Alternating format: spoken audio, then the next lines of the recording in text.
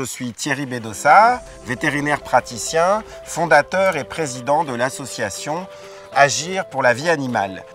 Vous êtes au plein cœur du pays de Bray, dans la ferme refuge de l'association Agir pour la vie animale. Cette ferme accueille des centaines et des centaines d'animaux qui ont tous été sauvés d'une mise à mort arbitraire, qu'il s'agisse des animaux de compagnie favoris des Français, les chiens et les chats, mais aussi des animaux de ferme, des animaux de loisirs, comme les chevaux, et puis des animaux d'ornement, puisque nous accueillons aussi dans notre ferme une population de daims.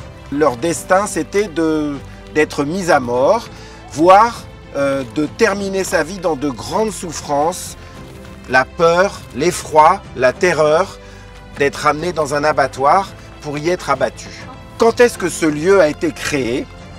Il a été créé en 1986, ça fait presque 40 ans que des amoureux des animaux, un couple, Maxime et Jenny Légier, ont eu cette fabuleuse idée qui consistait à choisir d'accueillir des animaux, non pas en les considérant comme des nombres, comme des membres d'une population, mais en les considérant comme des individus, des personnes à part entière.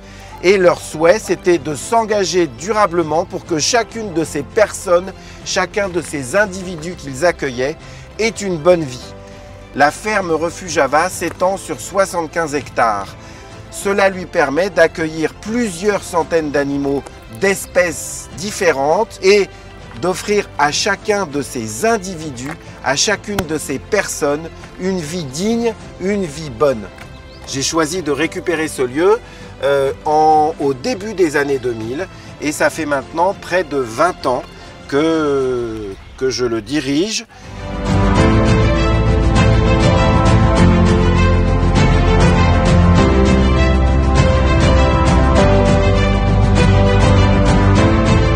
À Ava, les chiens non vulnérables, ceux qui n'ont pas besoin d'être abrités en permanence, du froid, de la pluie, de l'humidité, vivent à l'extérieur.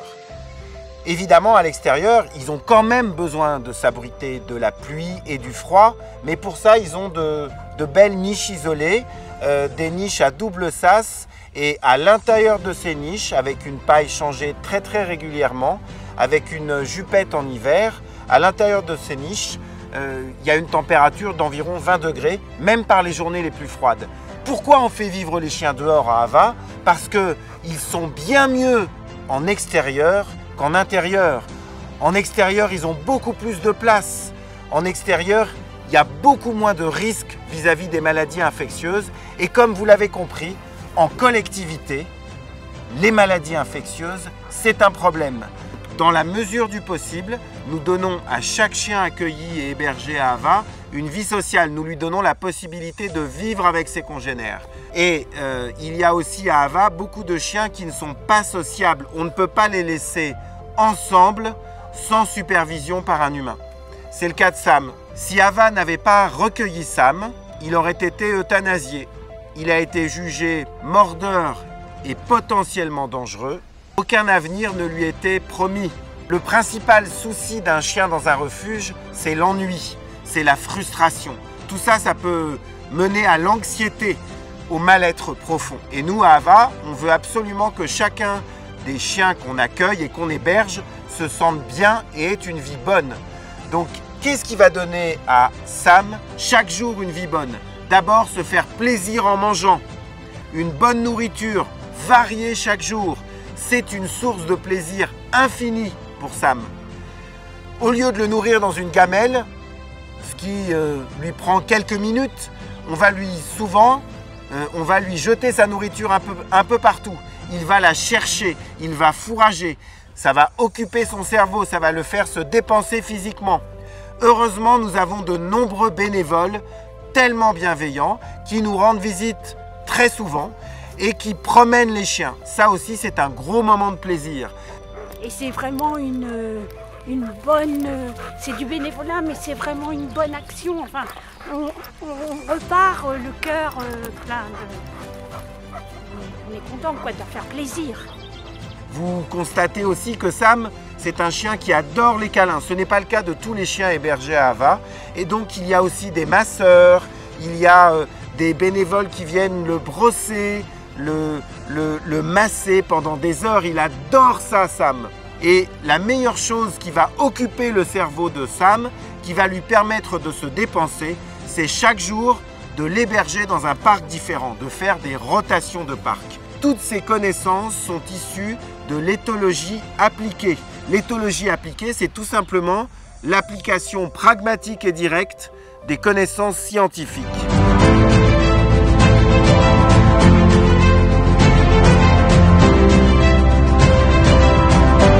Les petits vieux, c'est les chiens qui sont plus âgés, qui ont besoin de plus de soins et qui ont des pathologies aussi. Par exemple, là on a Hippie qui est paralysé du train arrière, on a Lutze idem qui a une dégénérescence au niveau musculaire qui fait qu'elle ne peut plus marcher toute seule. On essaie de leur donner une vie bonne, 24/24, 7 jours sur 7. Et si on y arrive, c'est parce qu'il y a des humains connaissants et qu'il y a des humains bienveillants. Si je suis en bonne compagnie, Amy, elle a été placée parce que, hélas pour elle, sa maîtresse, elle est partie en EHPAD. Woody, il avait une maîtresse alcoolique et violente. Elle le rouait de coups tous les jours. Heureusement, dans ces moments de sobriété, elle se rendait compte qu'elle faisait du mal à Woody. Et heureusement, elle m'en a parlé. Bien souvent, hélas, dans les pays riches, et c'est tellement paradoxal, 90% des chiens et chats de compagnie terminent leur vie en étant euthanasiés. Ça veut dire qu'ils sont mis à mort. Pourquoi ils sont mis à mort? Évidemment, quand il s'agit de soulager un animal de souffrance terminale, parce qu'il est atteint d'une affection terminale, la mise à mort, l'euthanasie, c'est un acte d'humanité. Mais dans toutes les autres situations, qu'est-ce que c'est? Eh bien, on se débarrasse tout simplement d'un individu qu'on ne veut plus entretenir, avec lequel on ne veut plus s'embarrasser. C'est un acte extrêmement violent, c'est un acte extrêmement brutal, c'est un acte odieux, tant de la part des propriétaires de cet animal, qui ont joui de sa compagnie pendant bien souvent des années, que de la part de celui qui commet cet acte, qui devient un vrai meurtrier. Et c'est pourtant un individu comme moi, un vétérinaire.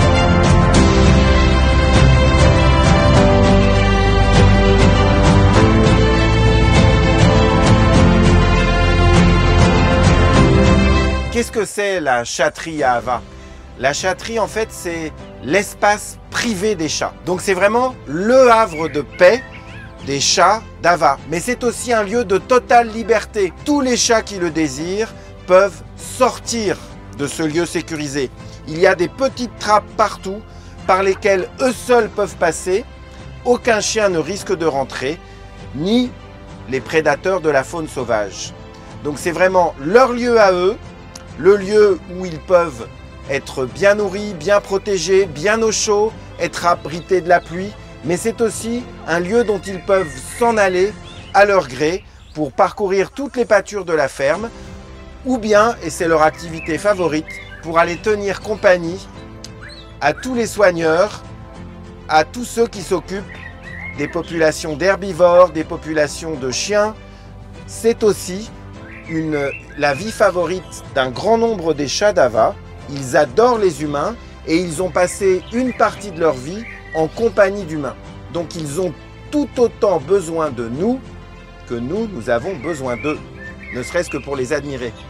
L'espace fait à peu près 1 hectare, il y a des arbres partout et il y a à peu près 8 chalets. Et puis il y a aussi des niches, des abris partout avec de la paille qui est changée très régulièrement. Ils ont vraiment la meilleure des vies de chats. Nous faisons vivre des chats dehors parce que nous leur laissons la liberté de choisir d'être à l'extérieur quand ils en ont envie, de jour comme de nuit, et à l'intérieur, au chaud, dans des couvertures super confortables, dans des polaires super confortables, avec à boire, à manger, des croquettes, des bonnes boîtes.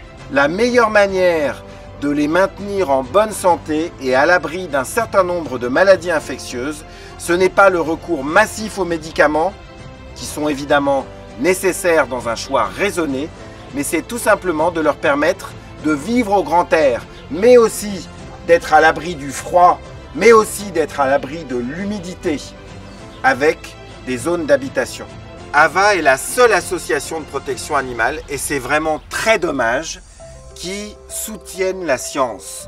Nous participons ici à de nombreux protocoles de recherche. Alors évidemment, c'est une recherche éthique. Aucun animal n'est élevé et enfermé pour être utilisé à des fins scientifiques. Ce sont tous les animaux du refuge qui contribuent à l'acquisition de la connaissance. Il y a eu de très nombreuses études en éthologie à AVA. Nous avons commencé en 2009 en recrutant des éthologues.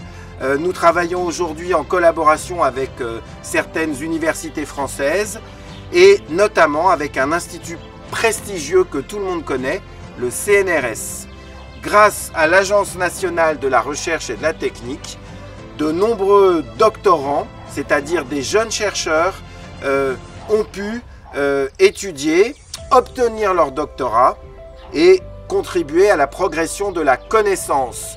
Pour bien protéger, il faut bien connaître et bien comprendre. Pourquoi est-ce que les chats atterrissent à la ferme refuge AVA? À peu près 50% des chats qui vivent enfermés présentent dans leur vie des troubles anxieux. Un certain nombre de ces troubles sont des comportements qui deviennent très gênants. Ils peuvent devenir agressifs, ils peuvent devenir, entre guillemets, parce que c'est très centré de dire ça, ils peuvent devenir malpropres, c'est-à-dire qu'ils urinent et ils défèquent non plus dans un bac, mais un peu partout dans la maison. Ils font leurs griffes partout, ils détruisent le mobilier. Et pour toutes ces raisons-là, pendant des décennies, ces pauvres chats ont été euthanasiés. Ici, qu'est-ce qu'on change? Ils trouvent juste un environnement qui leur est favorable, un environnement conforme à leurs besoins, un environnement qui leur permet chaque jour d'exprimer tous les comportements naturels de cette espèce, tous les comportements qui permettent à chaque individu de se sentir bien, d'avoir une vie bonne. Le seul comportement qui leur est interdit, c'est les comportements à visée reproductive. Pourquoi? Parce que nous sommes une collectivité, et dans une collectivité, si les individus ne sont pas stérilisés et qu'ils sont abondamment nourris, abondamment protégés, leur population explose. Ici, l'objectif, c'est que tous les chats accueillis connaissent le bien-être. Qu'est-ce qu'ils font les chats ici? Eh bien, ils passent des heures à écouter les bruits des petits oiseaux. Ils passent des heures à guetter les petits oiseaux. La nuit, eh bien, qu'est-ce qu'ils font? Pour un certain nombre d'entre eux, ils passent des heures à épier les petits rongeurs. Dans cette vie-là, ils ont tout le temps le cerveau occupé.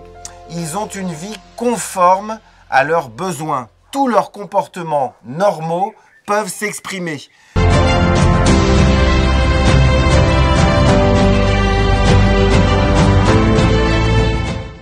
Il y a en France 1,5 million d'équidés. Chaque année, on estime qu'environ 160 000 d'entre eux partent à la retraite. Ça veut dire quoi la retraite? Ça veut dire que dans les faits, au moins 150 000 d'entre eux sur 160 000 partent chaque année à l'abattoir. Comment se fait-il qu'on consacre tellement peu de ressources à la retraite d'individus qui ont donné parfois 1 an ou 2 ans de leur vie à ceux qui les entraînent au galop ou au trot, qui ont donné parfois 10 ou 15 ans de leur vie à ceux qui les montent en équitation de loisirs ou en CSO, qui ont donné parfois 20 ans de leur vie à ceux qui les ont montés en club hippique, pour vraiment le loisir, pour le fun. Comment se fait-il qu'au lieu de prendre soin d'eux, puisqu'ils vivent longtemps, comment se fait-il qu'on n'ait pas de respect pour eux? Comment se fait-il qu'on soit si peu empli de considération pour eux et qu'on ne se préoccupe pas de leur donner une vie belle et bonne après qu'on les ait utilisés. La première chose dont ils ont besoin, c'est pas d'être montés par un humain, c'est possible, mais c'est avant tout de la compagnie de leurs congénères. Ces équidés forment un groupe stable et pérenne, c'est très important pour eux. La vie normale d'un équidé, c'est de passer son temps à chercher à manger. Ils fourragent, et voilà ce que leur permettent ces pâtures, de passer leur temps à chercher à manger. Ce n'est vraiment pas un problème pour des chevaux de vivre en extérieur. C'en est un de vivre tout le temps enfermé, tout le temps contraint, jamais avec la compagnie d'un congénère. Tout ça, en l'état actuel des connaissances, c'est de la maltraitance.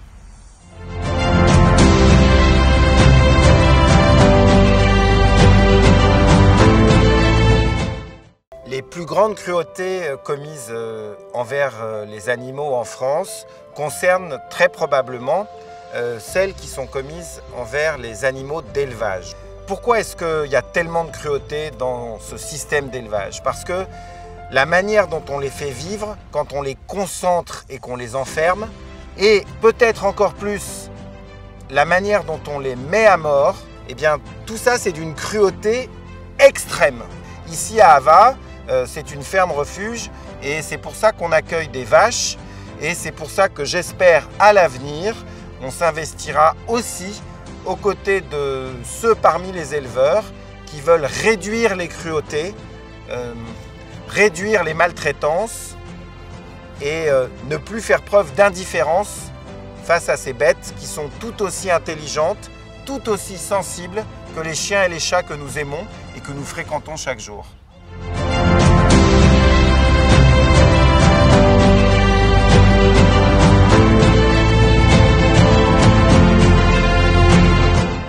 Il y a des daims à Ava parce que ces pauvres bêtes n'existent plus en liberté en France et le seul endroit où on les trouve, c'est soit dans les parcs zoologiques, soit dans les propriétés où ils jouent le rôle d'animaux d'ornement. Eh bien, aucun humain ne s'est préoccupé d'eux et ils devaient être abattus et ils sont arrivés ici et on les a sauvés. Les daims sont hélas considérés comme une espèce nuisible en France. Pourquoi ? Parce qu'ils abritent et donc peuvent véhiculer les maladies des animaux de ferme.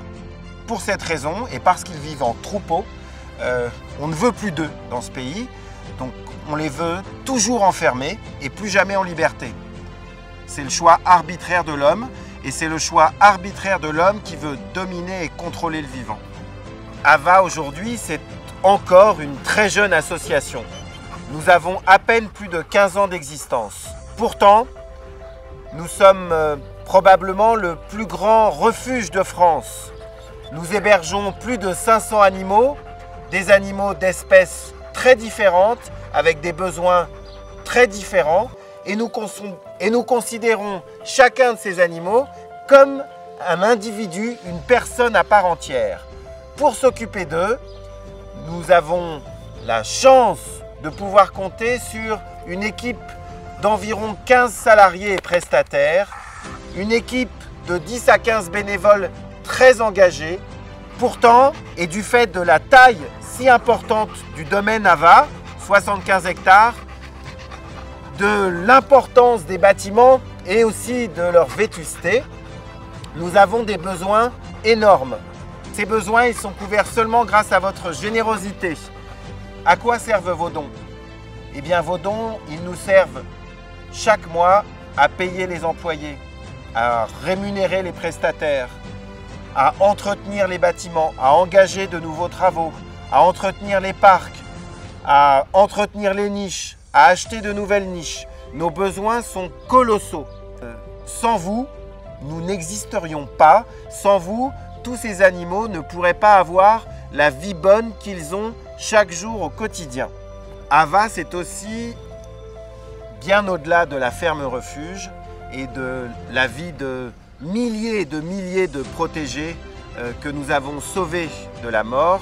C'est aussi depuis quelques années seulement une tentative pour partager toutes nos connaissances, partager toutes nos expertises.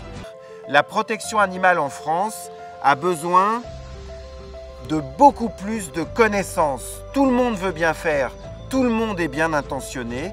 Il y a énormément de bienveillance dans la protection animale en France, mais il y a aussi énormément d'ignorance, un manque flagrant de connaissances.